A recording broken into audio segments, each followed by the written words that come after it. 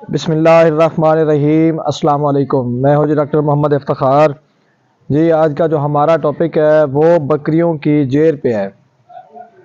اکثر دوستوں کا یہ سوال ہوتا ہے کہ جی فلاں بندے نے بکری کی جیر کھلا دی، فلاں نے کھلا دی، فلاں یوٹیوبر نے یہ بات کہی ہے، فلاں ڈاکٹر نے یہ جو ویڈیو بنائی ہے اس نے بکری کی جیر کھلانے کے فائدے اور نقصانات بتائے ہیں۔ تو آیا کہ جو بکری کی جیر ہے وہ ہمیں کھلانی چاہیے یا نہیں کھلانی چاہیے؟ دیکھیں جی، سب سے پہلے تو جو جانور ہیں اس کی نیچر سمجھنا ضروری ہے۔ آپ کو مثال دیتا چلوں، جیسے ایک انسان ہے، انسان جو ہے وہ سبزیاں بھی کھاتا ہے، فروٹ بھی کھاتا ہے، اور اس کے علاوہ جب ہم چارے کی طرف آتے ہیں تو چارے میں جیسے اب ساگ ہے یا یہ چیزیں جو دھنیا ہیں، یہ چیزیں چارے میں شمار ہوتی ہیں، لیکن جو انسان ہے وہ تمام چیزیں کھا لیتا ہے۔ اسی طرح جب ہم کتے کی طرف جاتے ہیں، یہ صرف گوشت کھاتا ہے، اور اس کے علاوہ جب ہم حلال جانور کی طرف آتے ہیں جس میں گائیں بھینس وغیرہ شامل ہیں اور بکریاں بھیڑیں آتی ہیں، جی یہ زیادہ تر جو ہے یہ درختوں کے پتے چارے وغیرہ پہ ان کا جو گزارا ہوتا ہے۔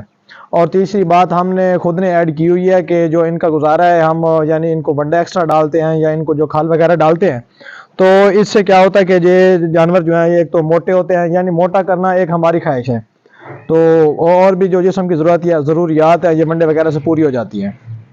لیکن آج کا جو ہمارا اصل ٹاپک ہے، یعنی ہم نے بکری کو جیر کھلا دیں تو اس کے فائدے کیا ہیں اور اس کے نقصانات کیا ہیں۔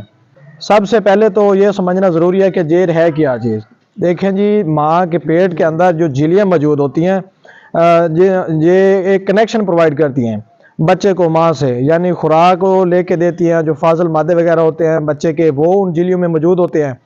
تو جیر تو بیسیکلی آپ کو اس بات کی سمجھ آ جائی ہوگی کہ یہ اچھی چیز ہے، یہ بری ہے، یعنی جس چیز میں ہیں فاضل مادے یعنی خراب چیزیں، اس میں پیشاب وغیرہ ہے یا اس میں اور بھی بہت سی چیزیں شامل ہیں جو کہ کھانے کے قابل نہیں ہیں۔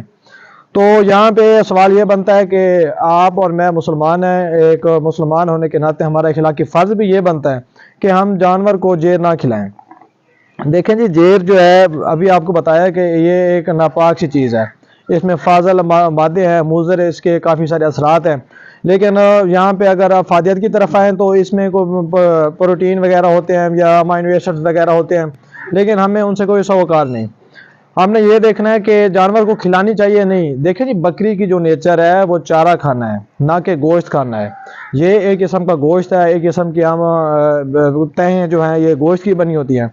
جب ہم اپنے جانور کو یہ کھلائیں گے، ہو سکتا ہے جو ہمارا جانور ہے وہ اسے ہضم نہ کر سکے، ہو سکتا ہے یہ جو جیر ہے اندر معدے میں پڑی رہ گئی تو ہمارا جو جانور ہے وہ اسے معدے کا مسئلہ آ جائے گا۔ لیکن ہمارے یہاں دیہاتوں میں ہمارے پاس جو فیلڈ میں کیس آتے ہیں، اس میں یہ ہے کہ جب جانور جو ہے وہ جیر کھا جاتا ہے تو ڈاکٹر کو وہاں پہ بلایا جاتا ہے۔ تو ہم کیا کرتے ہیں کہ اسے کاڑے وغیرہ جو ہوتے ہیں دیسی نسخے وہ بتاتے ہیں تاکہ جو جیر ہے معدے سے صاف ہو جائے۔ اس کے علاوہ ہم انجیکشن وغیرہ بھی ساتھ لگاتے ہیں اور جو جانور ہے تاکہ اس زہر کے موذی اثر سے بچ سکے۔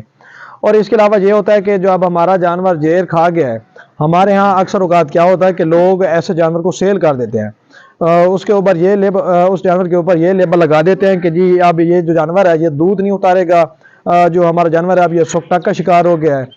تو ان تمام سب باتوں کا لب و لباب یہ ہے کہ آپ کسی بھی جانور کو جیر نہیں کھلا سکتے۔ فارن کنٹری میں اگر یہ طریقہ استعمال کیا جا رہا ہے تو آپ یہ بات بھی ذہن میں رکھیں، تو وہاں پہ جو ہے نان مسلم جو ہیں وہ یہ کر سکتے ہیں، ایک مسلمان کا یہ کام نہیں ہے۔ تو کوشش کریں اپنے جانور کو حلال کھلائیں، اپنے جانور کو جو اس کی اوریجنل یا جو اس کی غذا ہے آپ وہ استعمال کروائیں، جس میں چارہ وغیرہ ہے، ونڈا ہے، کھال وغیرہ آپ یہ استعمال کروائیں تاکہ جو آپ کا جانور ہے وہ صحت مند رہے اور کسی قسم کی پیچیدگی کی طرف نہ آئے۔ تو امید ہے آج کی جو ہماری معلوماتی ویڈیو تھی آپ کو پسند آئی ہوگی۔ ہم اپنی نئے آنے والی ویڈیو کے لیے آپ سے اجازت چاہیں گے، تب تک کے لیے اللہ نگہبان۔